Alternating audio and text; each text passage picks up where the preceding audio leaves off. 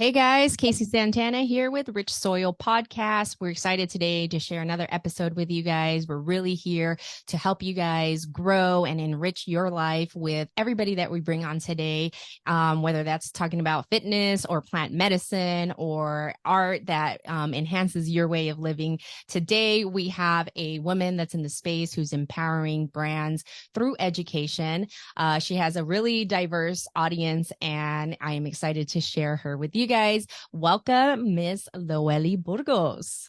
Oh, thank you, my dear. Thank you very much. I'm so honored and incredibly just blessed to be here. I love any opportunity that I have to just be able to share my story and empower someone else, hopefully, with their own journey as well. Yes, I love that. I appreciate your time, first of all, because it's busy time, and if we're all parents, I know we got to get these in as easiest as we can. So I appreciate you coming on with us and sharing your story. Before we dive into the juicy part of how you got to where you are today with cannabis in the community and what you're doing with your brand, I checked out your website. Very nice website. I love everything that you guys are projecting on there and presenting to the community as far as where you guys stand and what your mission is. So I'm excited to share how you got there. But before we do that, as I said, I'm a true believer in setting the intentions in the day before on previous podcasts. This is enriching our life with what we have today. And so for you, what does your morning look like? Does it have any sort of like wellness routine? Are you consuming cannabis? Maybe you're not a coffee drinker. Anything that's maybe out of the normal of what you're seeing today? Well, I mean, I don't know if it's out of the norm, but it's definitely become a staple for my every morning as part of my journey and my story with cannabis in itself. I credit it for being an instrument in helping me through my mental health journey. By the end of 2016, I had plenty of suicidal ideations because of an SSRI. I had been on for 6 years. And so with cannabis, I started taking it about 6 months before I started to wean myself off of the medications. And during that time, I started to find that every day at 4:30, I would wake up. Every day at 4:30, I was waking up. And the first thing in my mind, first thing I would do was grab my vape, and I would use my vape. And then I would lay there for 20, 25 minutes and just do what I call setting the stage for the day. And I start with gratitude, an intention of gratitude for all things that I have in my life. And I just really grateful that I got another day, another opportunity to also not just grow, but then, continue to expand in my own journey as well. But then also after that, I got two kids, so everybody's got to get up. And breakfast has been, making sure we have a balanced breakfast in the morning. I grew up in the inner city where, we had no farmers markets and no, fresh foods. It was, just the bodega on the corner. I grew up in Jamaica, Queens. So when I had my own kids, no, fruits, vegetables, and protein, and carbs, everything in every meal. So understanding that what we put in our body first thing in the morning is going to affect the rest of our day. That in itself also is a big part of it for me. In the process of me doing my transition and in my wellness journey, transitioning to more whole foods and plant-based foods were a big part of it as well. So my morning routine includes making sure that I have these plant-based proteins, my protein shakes, especially my protein shake. I love strawberry banana with my sprouts, strawberry banana protein, vegan protein in there.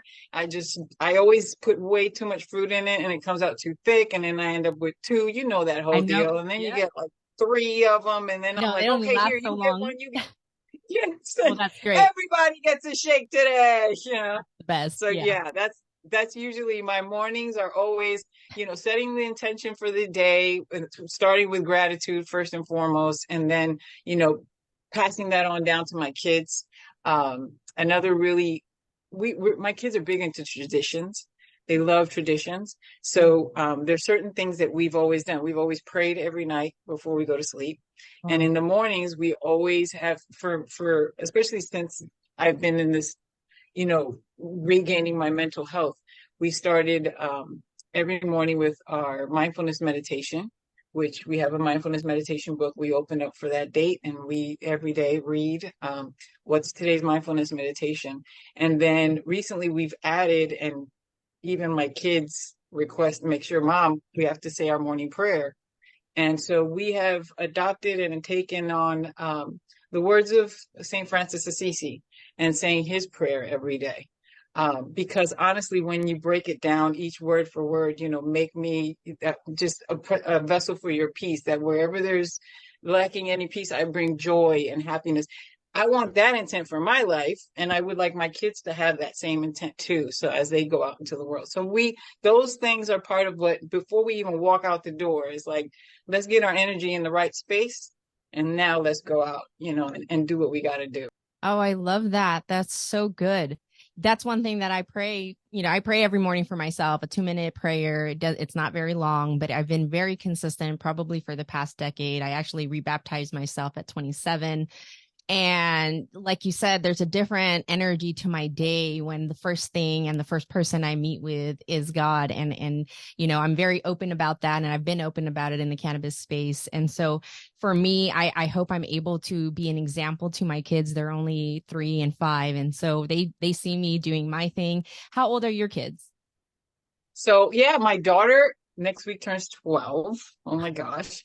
And my son is 14. Yeah. And you and I share that, in that we both come from a Christian faith background. As you know, I shared with you when we first met, I'm a preacher's daughter.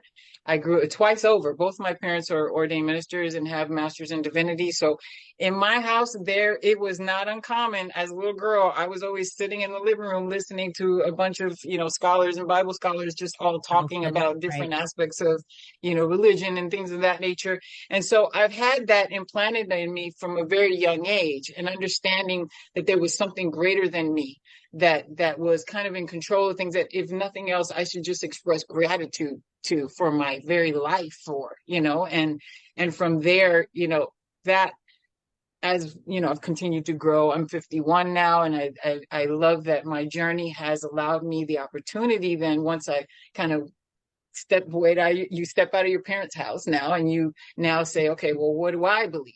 Right. And so my journey kind of took me through understanding, well, what is the Buddhist thought, and what is the Islamic thought, and what is it that the Jews are thinking? And so, kind of understanding everybody. And then in the end, you realize, okay, well, everybody's just kind of saying the same thing. They're just saying it differently. Right. So it really doesn't matter. So if I choose to sit down and meditate with a Buddhist monk, that I'm going to find peace and providence in that space, as well as if I am going to, my daddy's church on a Sunday. It's like, I'm going to find that divinity anywhere I am, because it's within me. And so it's about me just every morning making the conscious intent to connect to that. Yeah. And what I have found for me, in the moment when I needed to kind of come out of a mental hell that I had found myself in, and not to, I reached out oftentimes to people within the church, and it wasn't always, you didn't get what you needed in that moment. But then I found cannabis, and through cannabis, I was able to reconnect to that which I was looking for. Like, I was looking for it through other people. And in the end, it was like the plant led me back to what I was looking for. And it helped me kind of come back to that space of understanding that, how important that is, to really always stay connected to that, and keep that connection clean as often as possible by praying, through meditation, through silent time. Yeah. My favorite quote is, God's God speaks to us through silence, and everything else is just that noise, Yeah. Ritual about my morning routine as far as my workout as well. And so that time to myself, I feel equally is my quiet time to really turn off things. And sometimes I listen to, motivational speakers that are more on the preacher end. Like, I love TD Jakes. I love the pastor from Elevation Church, Steve Furtick.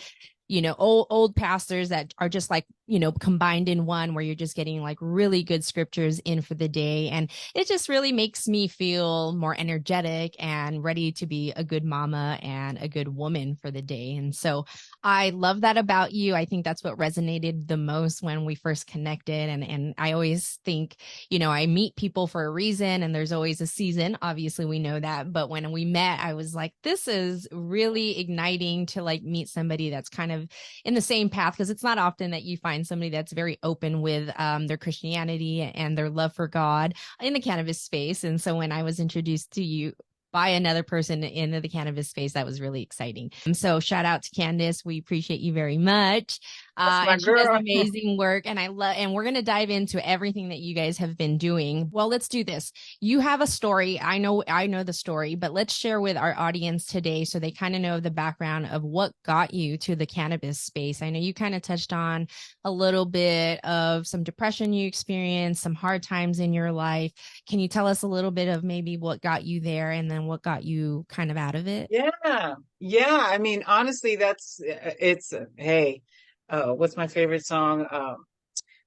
That's my testimony, so I'm going to share it. Yeah, Okay. So, and I yes. believe that, there's people out there that will find value and maybe that's their story and they'll know, they're not alone and this is what we're here for. Can I get a witness? Maybe just one more witness, Yes, that's what yes. I listen to that every day. One Yes, person no, so every day. every day, yeah. I mean, so I honestly, I mentioned before briefly, but my background, initially I went into the music business at 19 and I started working in the music business, had the most amazing time of my life, spent 15 years in there working with, through Sony Music. I worked at BMI for many years. My last job, I was West Coast publicist for RMM Records, which at the time was the Latin label for all tropical music. So it's like I came in there to that job and I immediately was promoting Mark Anthony's Contra la Corriente album and Tito Puente and Celia Cruz and Tito Nieves. It was like all these big names. And I just was like, okay, this is what I'm doing, and I had the most amazing time of my life. Also come with a background of singing, grew up singing my whole life in church. And so I had the opportunity to sing on some soundtracks and sing with different groups and opportunities to also be able to live that dream, of being able to do something in music and know that I get I call them my little Christmas in July royalty checks I sang backgrounds on a song on 102 Dalmatians because a friend of mine was one of the Oh, film I love composers at this that. time. Yeah, so it's funny. So I literally like one year, because like 102 Dalmatians came out like 50 years ago, and I My swear time. Yeah. I got a check one time. I saved the picture of it. I think I still have it. It cost them more to mail it to me than it did. It was three I've had some pennies. of those. Yep. I was like, what? Good Lord, y'all, just wait and combine them together, Okay. So, Yeah. but every once in a while, I'll get one and say, hey, I'm treating Starbucks today. Let's go, There you go. But, Yeah. it's still, it was an amazing experience and I Right. wouldn't trade it for anything in the world, But one of my life dreams, because I remember at 14, once, hearing my uncle, because I come from, again, my background, a lot of my family members are ministers. So my uncle was like preaching or talking to a group of young people. Was like, you need to just like spell out what you want in life, and you need to let God know what you want. Da da da.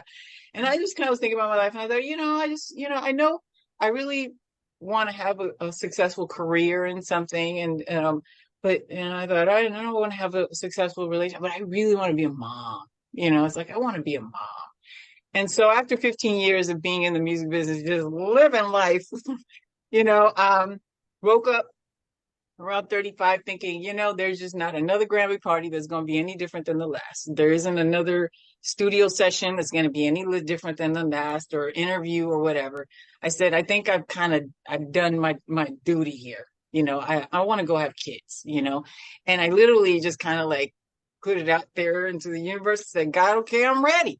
And I think it was like 6 months later, a gentleman came walking in my house because I had a Christmas party, and we ended up getting married and have kids, There you and go. so we had our two beautiful kids, and I got to spend 10 years at home with my kids. And I did not miss a single minute of my time in the music business. Like I really felt like I did it all. Like I don't really miss it. Like I'm really having a great time bonding with my kids and being able to, I wanted to be able to at the very least, the first 5 years of their life, be there with them, you know? Now to become a mom though, I had suffered the suffering and the toll that it took on my body after when I decided I wanted, got married and wanted to have kids. Initially, I had gotten pregnant and had a miscarriage, but from the miscarriage, I ended up having complications that just spiraled into, long story short, I got given the wrong medications from the pharmacy.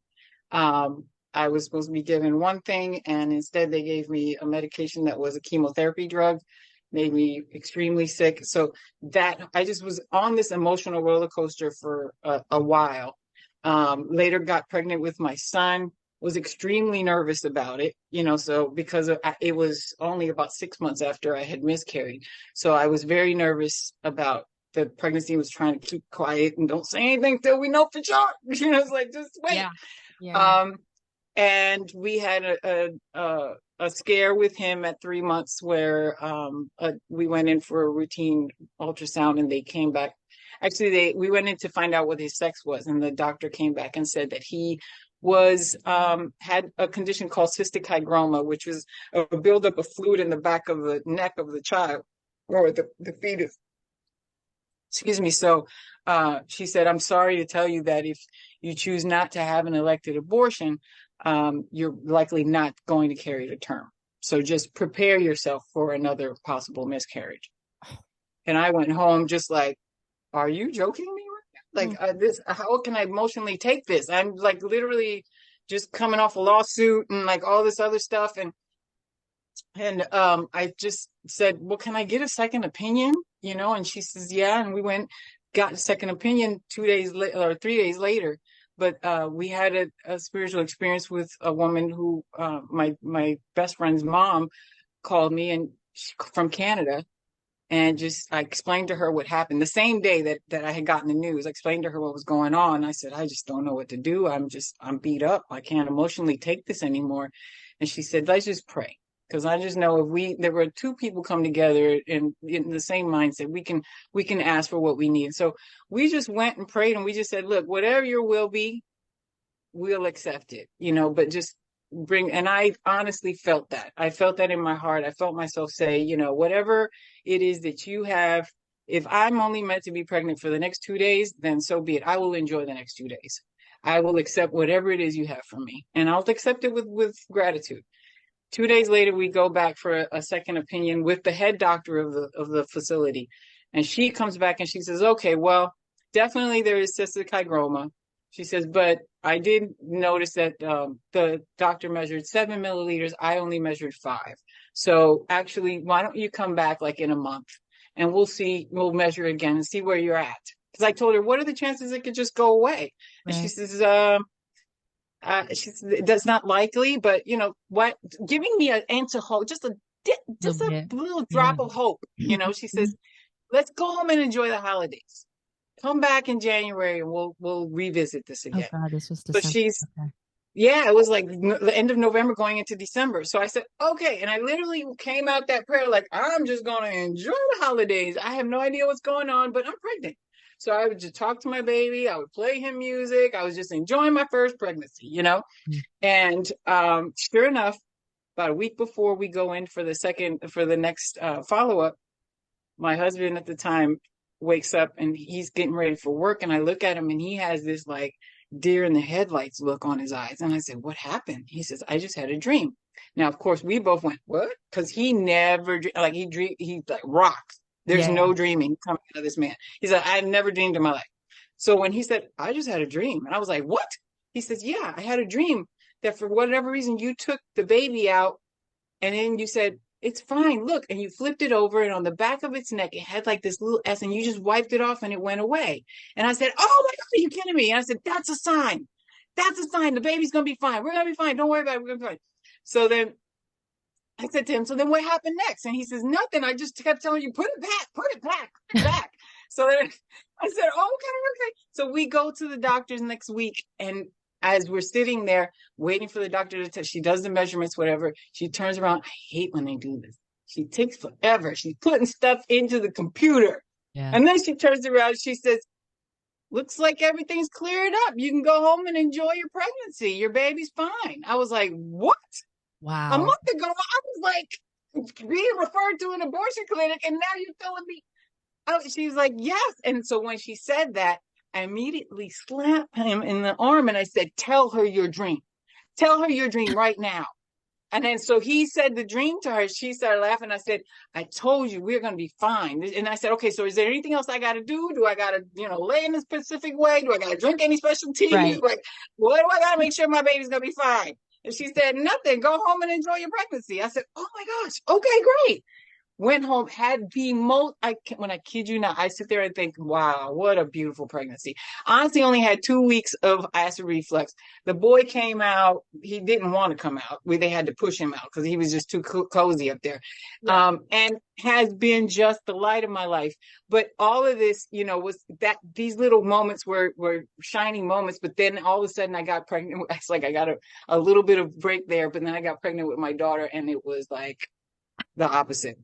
I was projectile vomiting for 9 months. It was like I literally only gained 11 pounds and she was 6 of them. So versus my son where I gained 26 pounds. So I was just like, holy crap. And it was just so bad that then after she was born, I know my microbiome, everything was just out of whack. And then on top of that, you have, your hormones and all these other things going. In my life, I'd never experienced anxiety at that level ever. Like I couldn't sleep. The kids would be asleep, but I'd be looking out the window. If I saw cop cars, I would just be freaking out all the time. It was, I don't know if it was this, because I grew up in Jamaica, Queens, and it's like this like low level anxiety or something that suddenly pops up or something. But yeah. I was just like mom bear on steroids, and I was just not trying to I was so overprotective of my kids that about 5 months, I tell my doctor, I'm like, dude, I don't know what's going on, but this is not working for me. And he said, okay, well, let's try you on an antidepressant. So he started me on a low level antidepressant. He said, they recommend that you do talk therapy with it, but he didn't really push it. He didn't do anything. I said, well, how long should I take it? He said, well, if it's working for you, just keep taking it. Oh. I said, oh, okay. Mm-hmm. So I do what my doctor says, and I do that. And over time, I'm slowly getting worse. Now I'm starting to develop gallbladder issues. They have to take my gallbladder. I'm like literally mentally just losing it. And slowly I'm coming back. I'm like, dude, this stuff is not working. Let's up the dose some more.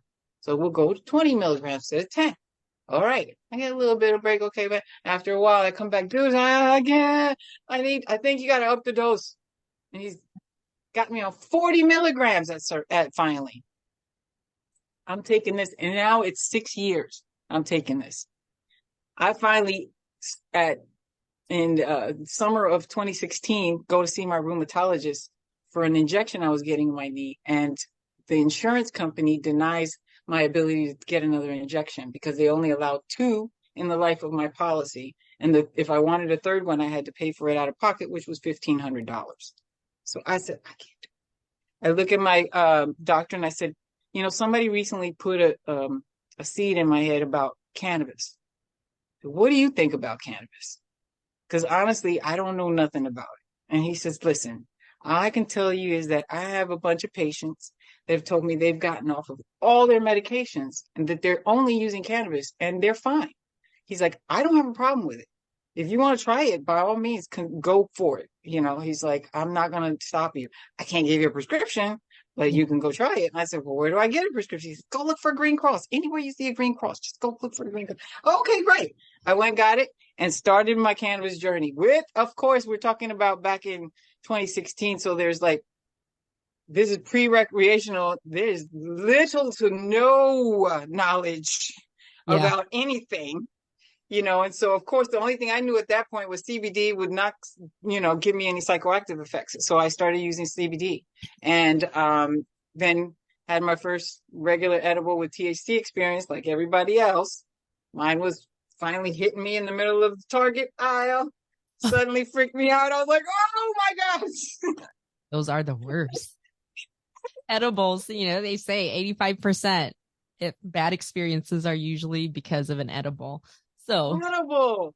It was Yeah. hilarious. Yeah, but that just basically started me down this journey where, I've had to learn through trial and error, through Yeah. my own, just seeking out where's there a workshop going on? Where can I learn more?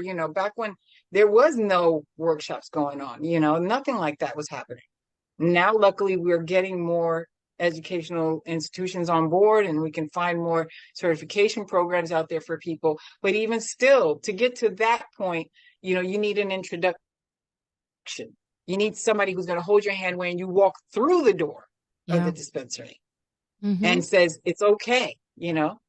And I'm proud to say that, in 2018, after using cannabis and nothing but cannabis and talk therapy in 2017 to wean myself off of all the medications I was taking, by 2018, I knew that I was going to go back into the workforce because my kids were now old enough. They were going to school. They didn't need me full time. But I didn't know what to do. I was like, I wasn't going back to the music business because I've been listening to Elmo for so many years. I don't know who's on the radio. Right. It's like, who am I going to talk? I don't know.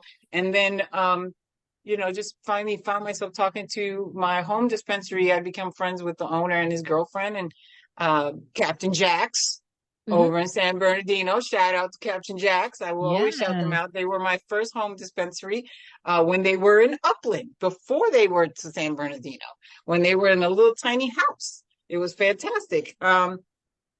Yeah, I had a great conversation with Betsy one day and was just like, what can I possibly do in cannabis? What kind of work can I possibly do? And she said, try BA work. It's only three, you just devote a few hours. And I was like, that might actually work because then, I could do them on the weekends and my kids could be taken care of by their dad. And so that just then started me into the industry. And so I'm happy to say I spent 3 months in 2018 on a W-2 with heavy hitters. And after that, I became an independent contractor and have been so ever since. Started my company, Plant Edge, in 2020 and happily been, as independent contractors, we are field marketing consultants, as well as consumer education consultants as well. So we are working both with brands to provide them with field marketing reps that are educated in cannabis, that have some sort of cannabis certification, that know the plant. I need you to be able to tell a consumer walking through the door more than just that today's a BOGO. I mean, that's a great information to pass on because everybody wants a deal. Yes. But let's remember that there are also very often with my interaction with customers, I've always been like, wait, why do you want to use cannabis? What's your reason for using it? And then from there, be able to kind of guide them towards what they need. I mean, they may not necessarily want or need what I'm there to sell, but even if they're not interested in vaping, let's say, I've worked with Bright Labs, I've worked with Cocoon, now I've worked with Apex, and a lot of great new brands that I've helped launch as well, and all of them very different products. But if I've been there with say Bright Labs selling vapes, and someone comes in for the first time saying, no, but I want to try an edible, I'm going to say, hey, listen, I'm going to advise you. Well, what are you using? You need something to help you sleep? Okay, look over here. You see anywhere you see CBN, that's going to help you sleep. Okay, so just giving customers and consumers just those little bit of information that kind of empowers them so that when they walk into a dispensary, they're not dependent on other people's knowledge. Because unfortunately, let's tell the truth. I mean, there's a lot of people working in dispensaries. Their first dispensary job, they know nothing, if anything, about cannabis other than whatever the brand sent as, some sort of Yeah. teaching information about their product, Right. So a big part of what we're wanting to do is just kind of educate consumers now and also help promote education amongst those that are already in the industry. And that is through our affiliate deal with Oaksterdam, which I'm proud to say we joined forces with them a few months back. And so we are offering a 10% off code on any of their certification courses on their website. So using just the Plant Edge code when you check out, you can An edge. go ahead, Plant Edge. We're gonna link Plant it. EDG at the end. You get 10% off any of their certifications. And as we know, Oaksterdam, they just celebrated 12 years anniversary. They have a phenomenal documentary that's making the rounds. And if you hear of it in your city, please make it a point to go see. It's fantastic to see how these pioneers in the industry have really championed a lot of what we see now in just us being able to consume now just recreational. I mean, Oaksterdam played a big part in helping to break down those walls for us, and now with them have them to me, they're like, the Harvard of cannabis education. They've been around for so long, and Right. they really have so much information that anybody wanting to come into this industry, they have business certification course, teach you from seed to sale how to build your own dispensary, cultivation, extraction. The best one they have is the bud tender certification course, that even if you just are consumer, phenomenal course. And it's only like $150. Use our code, it's like $130. And you will get so much information on the history of cannabis, on just everything that's happened, what's gotten from there to today. That will really kind of help you also in your process of purchasing products and understanding the market and what's out there as well. So yeah, so cannabis has made me busy. Okay. I was Happy and agoraphobic. busy. Yeah, happy and busy. Yeah. I was agoraphobic in 2016, and now I'm barely in my house. It's like I'm Yeah. always on the road somewhere. So Yeah, yeah, tell us that's about kind of that my because story. I see you are out there. You are very active at the events. I love that you're okay. So, well, I'm going to touch back on a couple things that you said. Education, when you're saying the bud tenders, are the ones that are, interacting with our customers, the first base customers, first time customers. I think I've Hmm. also heard that they don't have time as well to really navigate somebody through, going through this, or having the time to take them around the store and show them what the different options are, because sometimes they're slammed. We know how how quick those lines build up. Yeah, And if, one person's on break, or, they're spread thin, then they also don't have the time to do that. So I think it is a complete advantage to people for them to look at your website to see how they can empower themselves as just regular consumers, but you putting this in front of buyers and retail store owners, making, the punch to like really push their staff to be aware, because like you said, they could just quickly say, what's the problem, filling the need, and maybe doing like one or two questions as a criteria. Not to say that you're going to sit there and have 10 minutes with each customer, but one or two interacting questions to really find the need, rather than just, the sale. I should say it's finding the need over the sale. um, exactly. I love that you're really getting out there and putting yourself out there as far as really being educational. I know a lot of times being in California, we're so we're having a lot of fun out here. We have the option and opportunity to be at different levels of events where there's a lot of either, it's really party like, festival like, to all the way to very vendor like, to where it's more education. There's no consumption, there's just displays. And so I think with your approach, it definitely will target different audience that doesn't really know about cannabis. And I think, That's it. like for my mom, she comes from, her background's El Salvador. Her culture is to see medicine, or excuse me, to see cannabis, weed, as a drug, not as plant medicine. That's just Exactly. like ingrained in their culture. And so Hmm. when I met you and you told me your story and how you're using cannabis now and how it's helped you, my hope is one day my mom will watch my show and she will resonate with you. There's a different level of absorption, I think, when consumers can see it from different levels and from different people with different backgrounds and cultures. So Right. I That applaud is that. I mean, I'm so glad you point that out, because that is actually my miss. That's where I saw there was a void. It's like you said, we've got Hall of Flowers that tends, we can go as vendors, and we have these party events where you ain't gonna catch my father dead at one of those events. It's right, then you right. also have the medical events, which are phenomenal too in information, but you can be a newbie going in there, you would just be over your Overwhelmed. head.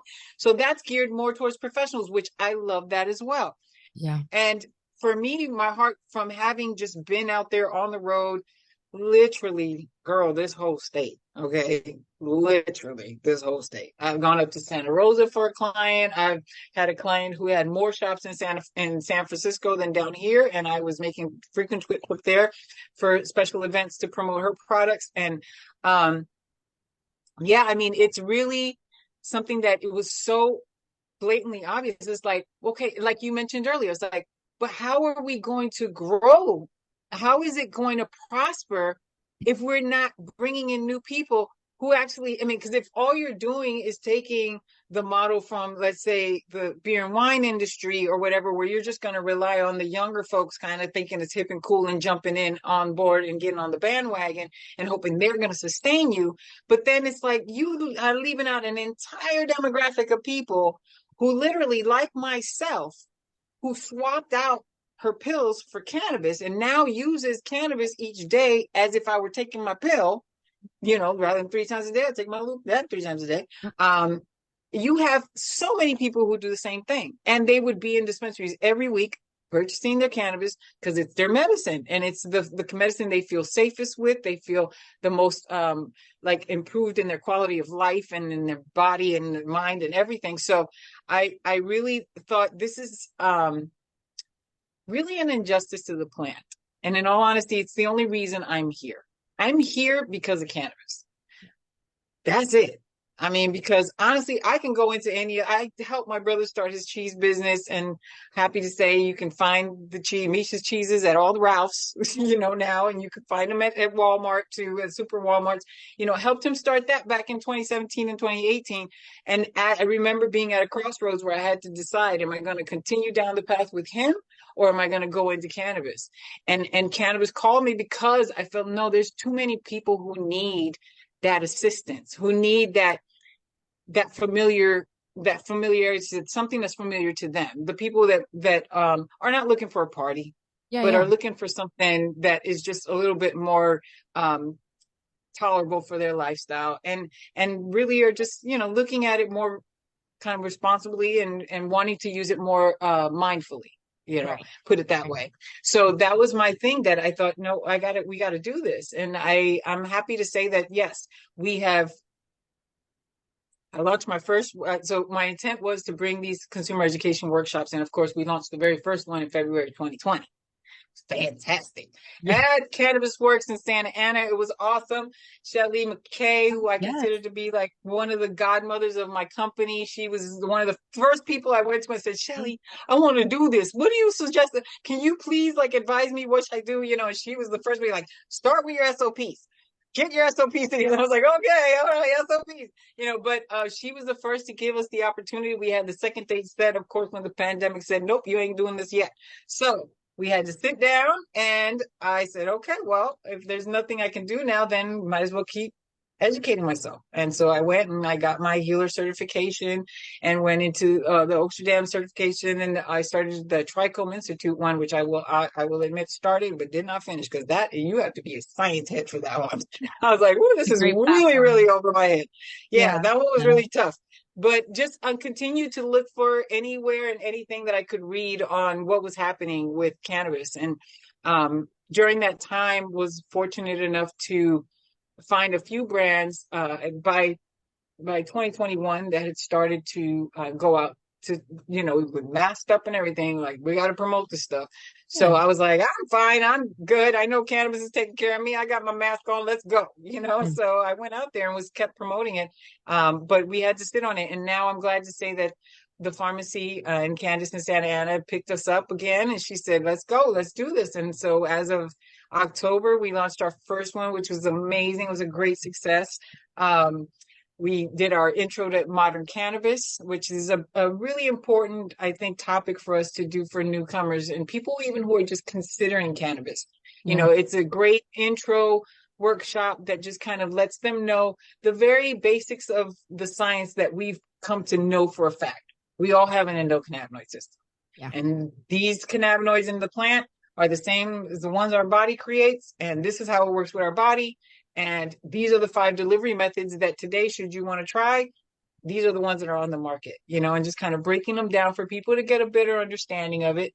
And it was great. My partner was so funny. Before it started, she came running to me. I was getting ready, and she says, 4 old ladies just got out of a car. They carpooled together. They just came from the senior center together for workshop. I was like, yes, like, Yes. Right. so I'm hoping, if nothing else, if your mom doesn't watch it, that she will come, and Mhm. more than anything, come when we have the Spanish one. Yes, because we are translating them so that we can do Spanish workshops as well. Mhm. And the same workshops we're going to be offering, they are a variety of workshops. It's not all just Cannabis 101. I'm happy to say this Saturday we're doing, so it's the third Saturday of each month Okay. at the pharmacy in Santa Ana right now for now. And this next one we're doing is how to read a COA. Mm, And so, in okay. partnership with Encore Labs, one of the larger third party testing labs here in California, they're coming in to help bring the education and teach us all, especially us as medical patients, understanding what are the cannabinoids that are in there, how do I read this to ensure that what is actually in this product is actually going to benefit me and is what I'm looking for, based on what I'm learning anyway. But yeah, and also we're encouraging, bud tenders to come because that's a great education for them too, everybody in the industry really. Yeah, it's always a good refresher. I mean, there's tons of brands that are constantly coming out, tons of new people coming in the industry, and why not get Yes. refreshed as to, the different things that are going on, or just a refresher of how the endocannabinoid system works. I love that you guys are covering all of that from like the beginning stage of somebody that's maybe just slightly interested all the way to somebody who's ready to go for it. I think you also work with SB34, which is for the veterans. And I think with Yes. them, I love, Battle Bros Foundation. Shout out to Brian and his team. They do a good job about making sure they help their veterans and in different levels, not just with the product of getting, cannabis in their hands, but with, seeing people like those type of foundations partner up with your company so that they can take the event and elevate it with educational on different levels or different tiers. I think that's going to really grow our audience and be absorbed as, the cannabis industry is really trying to help people get off of the matrix world of just taking the pill and constant, just alcohol, sugar, and living a very unhealthy lifestyle. There's a lot of things that we get censored for, and it's funny because it's usually the healthy shit. And so I find that fascinating. And so, shout out to YouTube. They let me do things on here and talk about the plant, but I love everything that you guys are doing and the direction you guys are taking with the brand that you guys have. Yeah, Besides, well, no, I'm really happy. I'm so happy you actually mentioned Battle Brothers in Hillman Valley. We actually are partnering with them to bring education to the veterans at their SB34s. So, 'cause that's a big part of what we were talking about. These veterans, it's awesome. They're getting this free product, but a lot of them, when they get them, there's such a mixed bag of stuff that's oh like yeah. they don't know how to use some of these things, and how does it work and what's the best way to use it. So we're so on as first of all, the daughter and the sister of veterans, both whom I pray for David daily. My brother, especially, he's dealing with some PTSD issues as well. And so, I have such a soft spot in my heart for these guys and knowing what they've been through. And so, yes, I want to hold their hand and say, okay, brother, I got you. Listen, this is, a high temperature concentrate. We don't start here. We go later to this. This is flour. These are vapes. This is how, this onset time for this is just kind of giving them that basic information that helps them in just kind of knowing how to navigate through cannabis. To me, I was thinking about it recently. It's kind of like riding a bike. Once you learn and you get the swing of it, you know how to figure out how to work through different products and how to, know what not to take too much of and which one is okay to take more of. That's just something that I think through the community we all share with each other and we pass that information along. And so for us to those of us who know, it's vitally important, I think, for us to pay that information forward to those who need it as well. Yeah, yeah. I'm really fond of the brands out there who do a lot of service work, and it's something that I think is going to reflect later down the road for us to be seen as healers and not so much out here to make a dime or clout for any reason or to get famous on the plan. But, for some people, maybe that's the case. But for me, I really do enjoy being seen as an educator and a woman that is a mom and is really having this plant part of her life that enhances, and it enhances me in so many different ways as a person, in my athlete journey. That's always been part of my life. So keep doing what you guys are doing. Is it just yourself or do you have a team? Because I Yeah, know no, there's four of us all together. I'm really proud to say that, the universe kind of brought us all together. Nick Castelli, who's also the director of communications for LA Normal, he's also part of our executive team. And then Laura Getz, who's one of my dear friends as well. She has an amazing. The beautiful thing is that all of us are coming here with the intent of, elevating cannabis to its plant medicine status. It is not a drug, a harmful. It does not need to be under the category with cocaine. It needs to be under the category with holy basil, with peppermint, with all of these other plant medicines that I turn to help me when I am trying to get better. Because it literally, the report came out recently about the fact that those of us using cannabis, especially during the COVID, it's been helping us right. actually not COVID, yeah, has been Yeah. helping us with that aspect. Right. So we really want to push that narrative. My other, like I was saying, Laura Getz, she has a son who is autistic, and they have found, cannabis does wonders for him in his outbursts. He's no not nonverbal autistic, and then but her husband also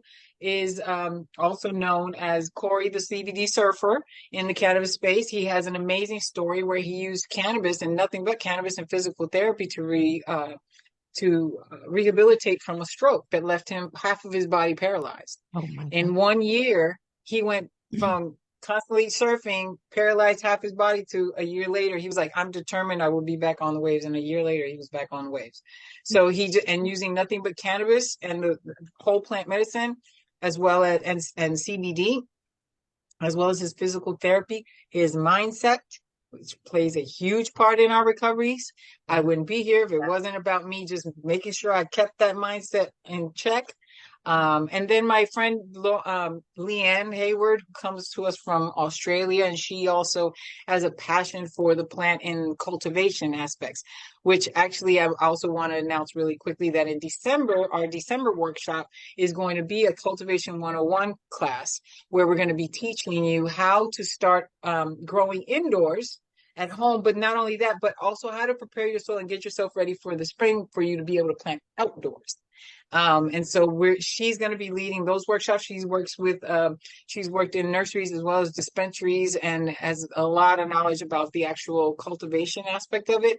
So, all of us are just really passionate about this plant and just wanting to give it the respect, that it deserves, but also, speaking to the truth of what it is that it's here to do, to help and not harm. So, that's our mission. And as we say, we're on a mission to just plant seeds of hope, one conversation at a time. That's it. That's all we want to do. I say that. Yeah, I say one open conversation can lead to millions of doors opening for somebody else. You just never know. And, hopefully it educates one person as well. And so I love everything you guys are doing. And it sounds like you guys are our powerhouse between the four of you. So I'm excited to see you guys grow. I know you guys do more than the educational piece. Are you guys also helping brands elevate themselves with marketing services?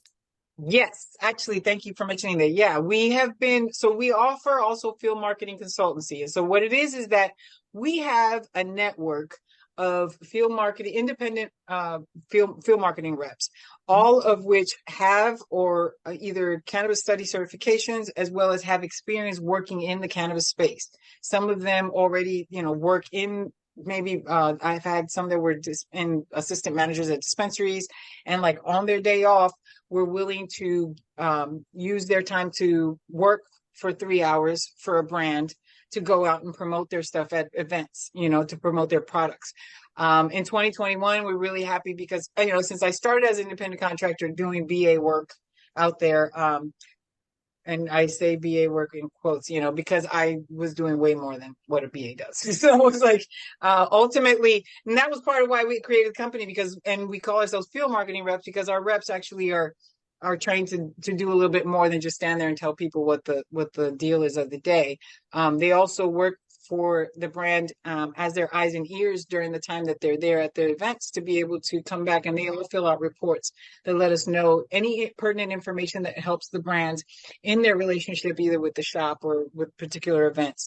Not just like how many numbers we sold, but hey, Yeah. listen, they have an event coming up, or your product is placed in a particular space that's not really visible. Maybe it's better your rep speak to somebody about maybe placing it somewhere else, or just things that we hear because we're there for 3 hours that would benefit the brands in their relationships.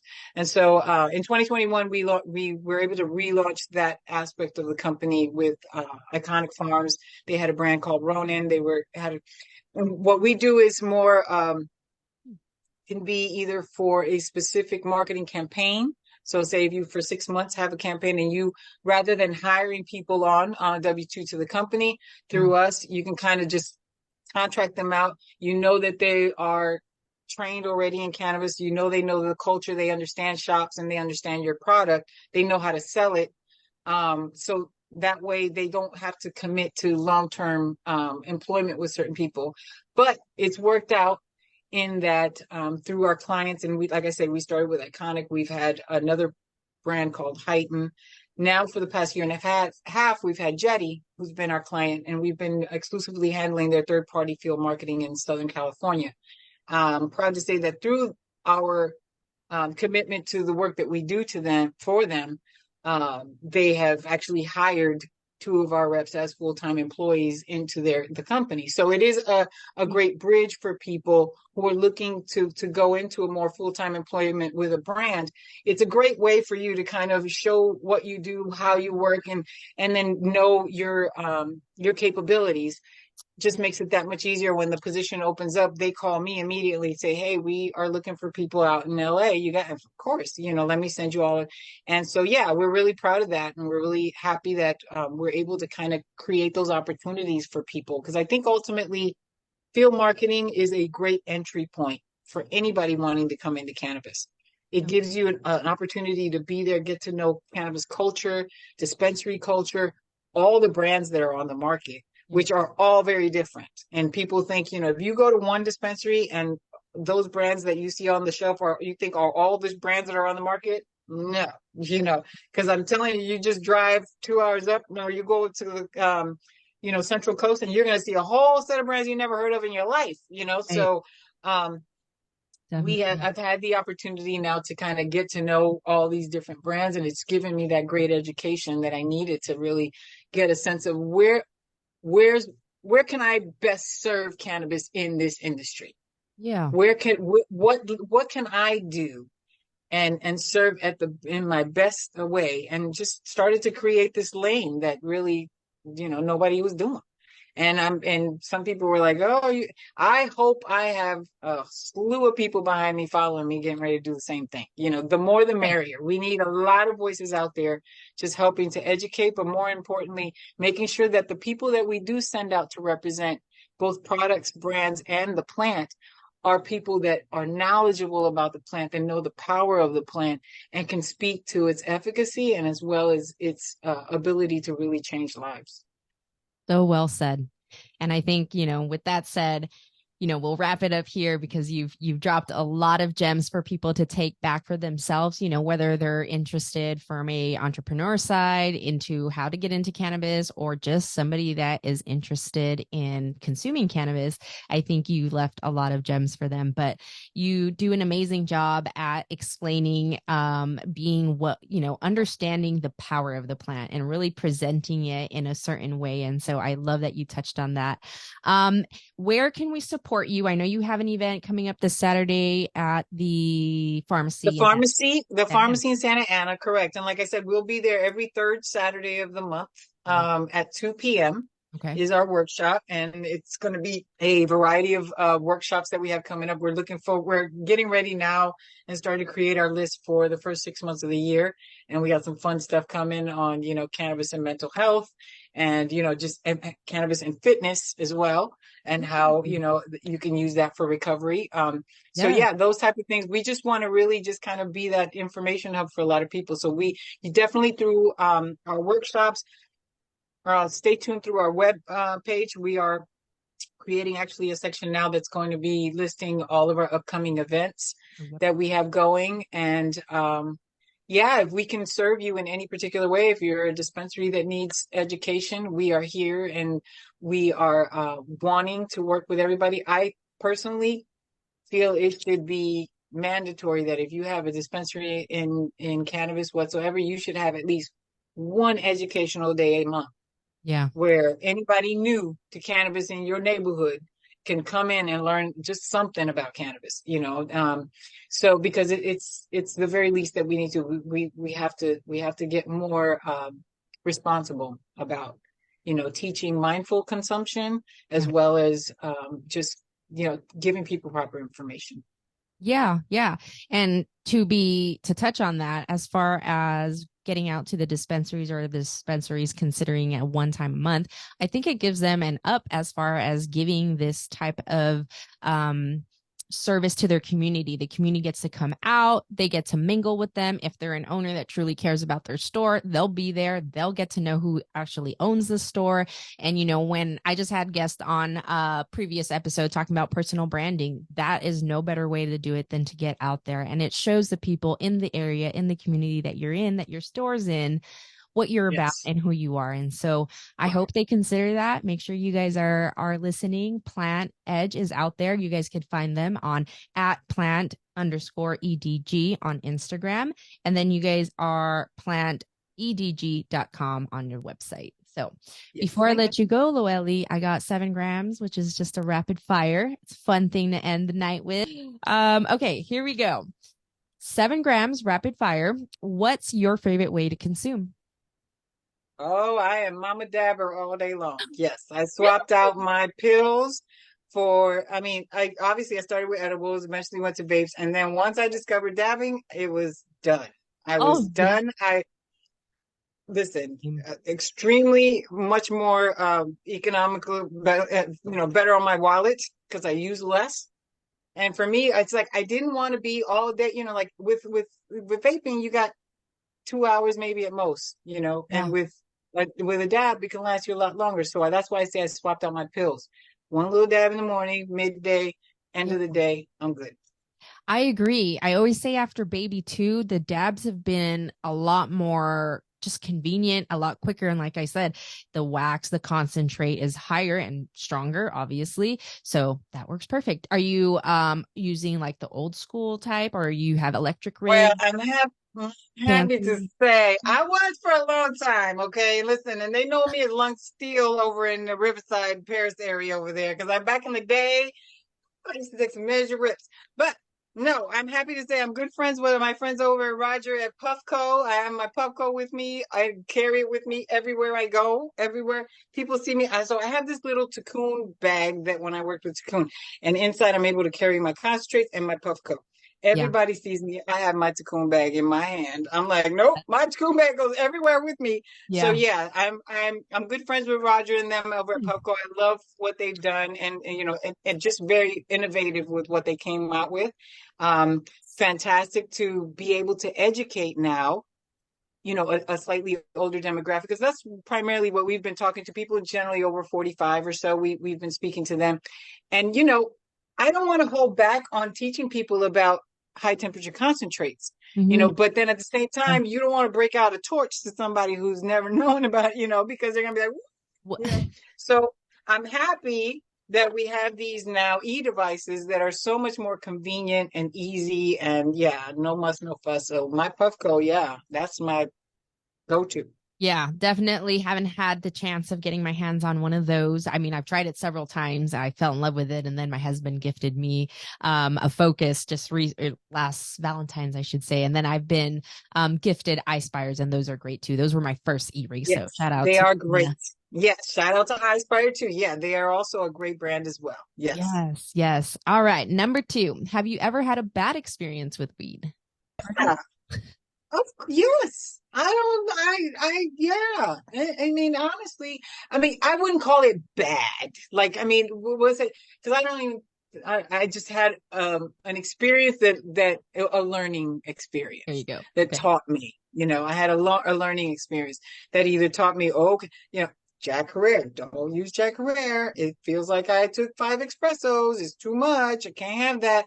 Um, Edibles, of course, you learn. I learned the hard way. Like I said, I was going to my son's soccer practice, and he was probably like 7 or 6. And I had taken half the cheap juice. I can't have it. And I go take the other one, and then I leave to go to practice, and I stop at Target to get juice, and I'm walking through the aisle, and all of a sudden I was like, "Whoa!" All the lights get really bright, and it was like this boom. I was like, "Oh, I think I got to turn around." And I just like leaned on my cart and went walking all the way to the car. I just sat in my car. I was like, "Ooh, I'm high right now. I think this is what it means to be high." It Yeah. was so funny. And It luckily it was creeps like up. it was next door to the park. So I was able to sit through the whole practice like, no one knows I'm high right now. I know. I'll put sunglasses on like it makes it any better. Like, just don't Right. talk to me. Yes. Yeah. Yeah. Mine was with an edible as well. And like I said, most people say they either ate too much or it was like back in the day where there was no milligrams. It was like somebody that made you a cookie or a fudge. Typical case of way too much. Number 3, if you could be an animal, which animal would it be? Ooh, cats and Okay. large cats. Yeah, Okay. but then I think I'm a Leo, and then I think, oh, but I don't. But I Yeah. always do. Yeah. I feel this like connection in of like Cheetah, a just like panther. just leave me alone. You know what I'm saying? Like, Right. I don't know. I feel this connection to my. I do have a cat, and I Okay. do find that she likes to come and just kind of like sit with me, and I find this kind of peace when she comes because her purr and everything just kind of like calms me down.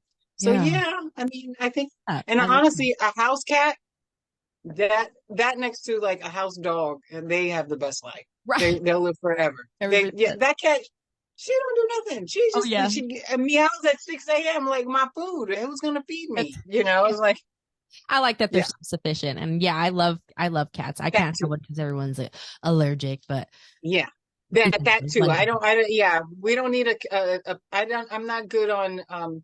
If you need me too much, then it's like Yeah, we're not there. We're that's done there. Yeah, exactly. All right. What's the pump up song? Whether it's for a meeting, something that you need to hype you up, what's gonna make you it. maybe shake at the in the kitchen while you're cooking. Well, you know what? Interestingly enough, yeah. So it depends on so music therapy is a huge part of what's all using conjunction with cannabis that helps me a lot of times get through either like, an emotion I'm stuck in or, something to just kind of break that. Like if I'm really angry about something, just kind of Yeah. break it. Um, so I have a playlist my morning playlist. Okay. And sometimes now, as of lately, I've been playing a lot of Nancy Wilson kind of medley or what do you call playlist of that. But in all honesty, um, listening to I'm trying to find what's the name of the song. I'm gonna tell you right now. Are we gonna get to hear it? Hold on. Just look it up and you can put it. You can put this song on there. I'm talking. Yeah. It's just talking about this is my testimony. It's like you can I get a witness on this is my testimony? Like, come on, let's get. I'm alive. I'm Yes. here. So Yes. any Kirk Franklin, any gospel plays a big part of getting me up in the morning and like hyped up, gospel. Fred Hammond, it's hilarious to see my kids running around singing, Jesus be a fence all around me. Love that.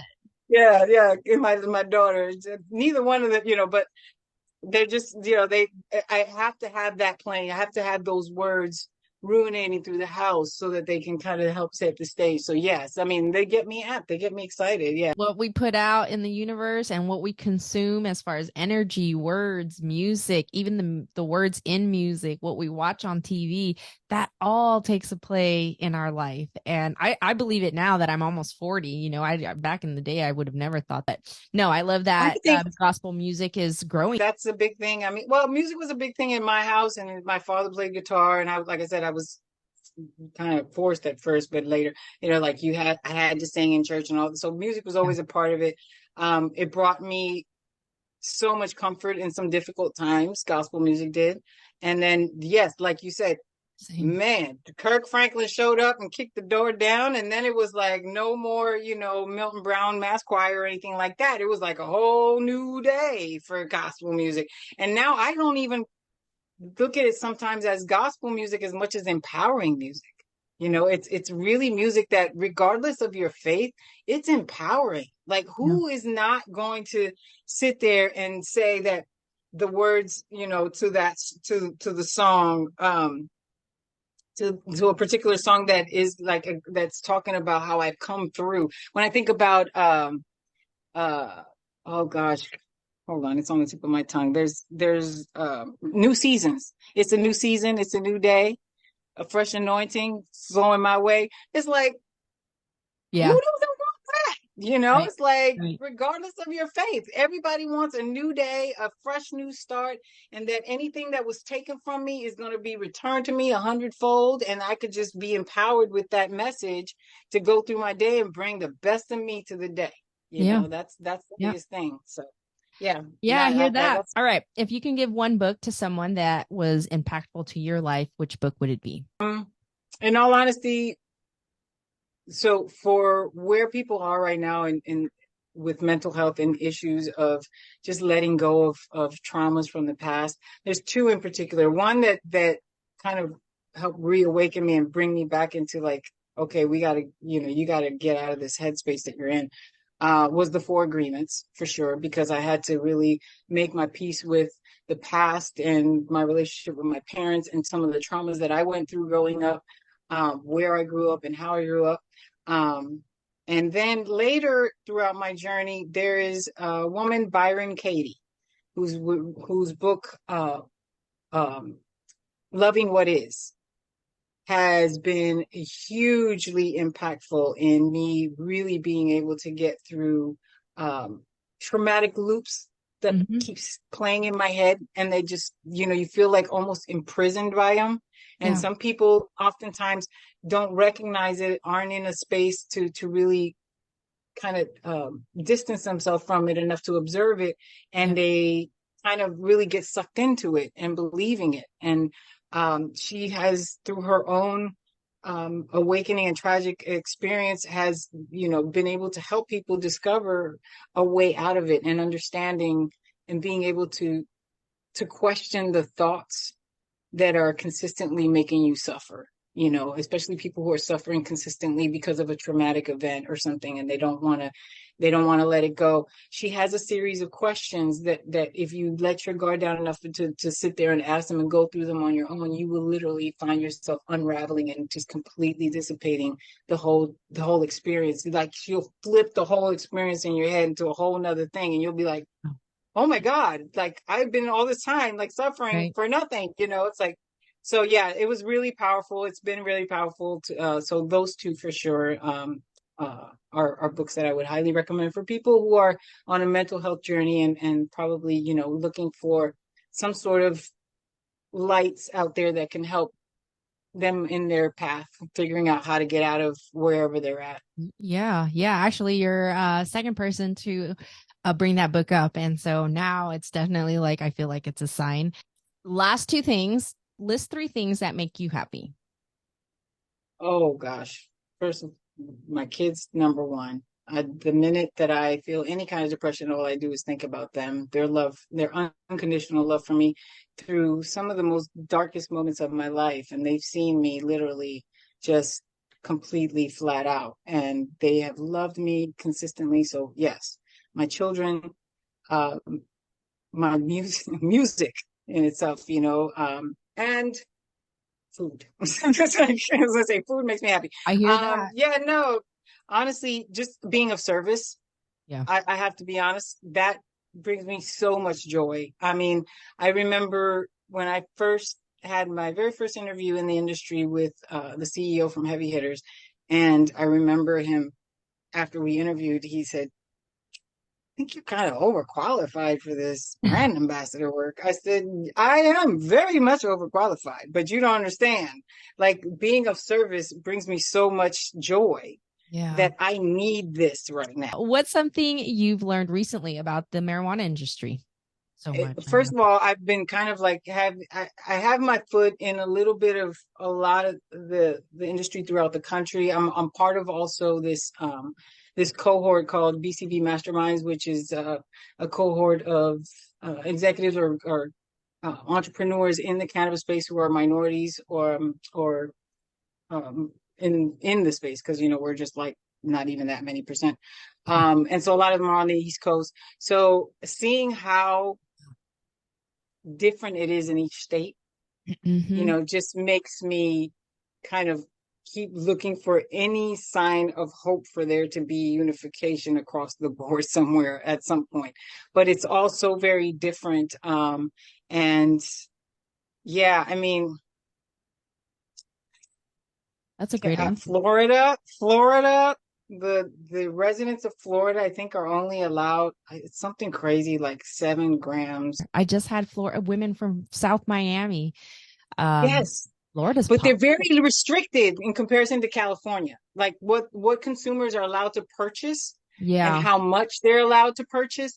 Also They're over there, privatized like so much. the store, like here you see a dispensary, a dispensary. Over there, they're not allowed to advertise in any way whatsoever. So the Oh, stores are like, oh, and you're not even allowed to put like a billboard outside. And it's so incredibly restrictive like that back I in the go, days. I feel like the consumers in Florida are being limited Yeah. to what they can, and then it's also only like a handful of companies in the company because you have to be completely vertical to be able to have a Yes. company. So there's only a handful of them, Right. and that also limits the marketplace for a lot of people. And so yeah, it's kind of a little like makes me go, huh?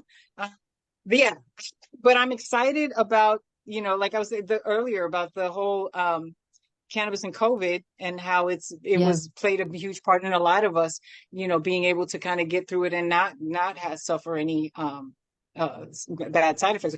I only got it once, truthfully. Right. And when I did, I knew when I got for some reason I knew when I got it because I touched my nose and I said, I bet I got it. I was like, I was Yeah, like, we only got it once. Yeah, same yeah. here. So, I just think there you go. Like more and more proof coming through, that we just yeah, Well, we a just lot got of to keep it. depression happened too with COVID. I think a lot of the pandemic was, to keep everybody inside and away from the sun, and that's not good for us. And then if you already don't live a healthy lifestyle and you take away partying, that's going to send somebody down a very unhealthy mental route. And then if you're just sitting there watching TV all day, we all know that just builds up anxiety depending on what you're watching, and emotions are going to go up and down. And then I'm sure people were door dashing and Grubhubbing instead of actually driving to a place. So there's so many things that talk about how unhealthy it was for many people, and it really messed them up, that a lot of people turned to cannabis. It made people turn to cannabis, and then it also, the people that were in cannabis thrived a lot more. And then a lot of people in cannabis really started their businesses in 2020. The more people I talked to, like a lot of people who have, corporate background or didn't necessarily come from NorCal, where that's where they were born into, it's just fascinating to see this industry be very diverse. And like you said, as it's growing to different states, it is so different. So I imagine with you being an educator and really focused on different markets and demographics with education, that's got to be a little bit tiresome Frustrated. having to be like, Yeah. okay, this state does this and this state does that. So, Yes. Yeah. I mean, and that's definitely grow. that's one of the issues that, comes up when in talking with our client Jetty now, who is multi-state. They're in Denver, they're in Jersey now. And it's like, gosh, just even considering what does marketing look like out there, because it's not gonna be like it is out here. Yeah, It's a they have great completely different. marketing. Yeah, I mean, so it's like a whole different. Every place is going to be different, and yeah, I mean, I just want to ensure that, and I'm happy that within our own people, there are definitely a lot of educators who are coming out there and wanting to do the education part, and we're hoping that with Plant Edge, what we are creating here can essentially be a blueprint that we can hopefully take to other states because it's something that can be translated into any state, regardless of their regulations, because we're just working with brands and dispensaries.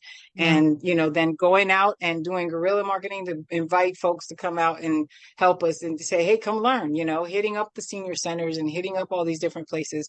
So, yeah, that's kind of, we'll see how it continues to evolve. The thing about the industry, it is definitely, if you're looking for stability, do not come in it. It is like changing by the minute. Yeah. Everything is consistently Have a changing. plan So B, I always, C, and D for sure. yeah, Yeah. Yeah, no, not to mention, I mean, the science is consistently growing and changing. I Yeah. mean, every day we're learning about new cannabinoids, and now it's like not just, terpenes, it's flavonoids, and Right. it's this, there's more and more things coming out. So it requires, first and foremost, above all things, a passion for the plant, Yeah. and then patience, patience, patience. You just have to be patient. I mean, all I ever wanted to do was educate. But when the pandemic hit, there was like, that you can't. You're going to have to keep doing the one-on-one thing and talking to people one-on-one. Yeah. And as frustrating as that was, I was like, well, but this is, I didn't want to do it anymore. I was like, I'm tired. I'm tired, Yeah. but I was like, I got to do it. I got to do it. And, and I'm happy to have found a team of reps that now also are equally as passionate. Now I don't have to go out as much, thank God. There you go. And I can focus now on the workshops, which we can see how God has kind of aligned everything to be, so that now it's like I can kind of work on that more. So yeah. Right, right. Yeah, I love catching the presentations on Instagram. You're very live on there as well. And I love seeing the work that you guys do and the collaboration. Honestly, I think it's great that the cannabis brand is looking at that in different ways of growing their own brands. I think when other people collaborate with other brands, it really elevates them. So I'm excited to see you grow. 2024 is going to be an exciting year for many of us. And, just I hope if there's anything you have exciting, you come back on our show and we can share it here. But other than that, make sure you guys Sure. go out there and support our girl, Loely Burgos. She is, again, the founder and CEO of Plant Edg. You guys can find her on Instagram at plant_EDG. And the website's just plantedg.com. All And right. don't forget #cannabis is medicine. I love you. Yes. Yes. Thank you guys so much for tuning in to another episode of Rich Soil Podcast. Peace.